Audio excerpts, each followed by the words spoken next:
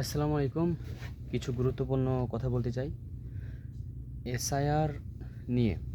আপনার এলাকাতে, আপনার পাড়াতে, আপনার বাড়িতে যারা এসআইআর করতে আসবে, যারা সার্ভে করতে আসবে, আপনি অবশ্যই আপনার নিজ দায়িত্বে একবার ভালো করে চেক করে নেবেন। কারণ যারা আসছে অনেকে কিছু ফেক মানুষ, যারা হাতে করে ওই যে ট্যাব নিয়ে আসছে, পরে আপনার সমস্ত ডেটা তারা তারা নিয়ে নিচ্ছে, দিয়ে দিল্লিতে পাঠিয়ে দিচ্ছে।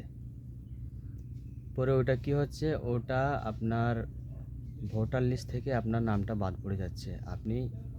আপনাকে এনআরসিতে আপনাকে ভরে দিচ্ছে আর কি।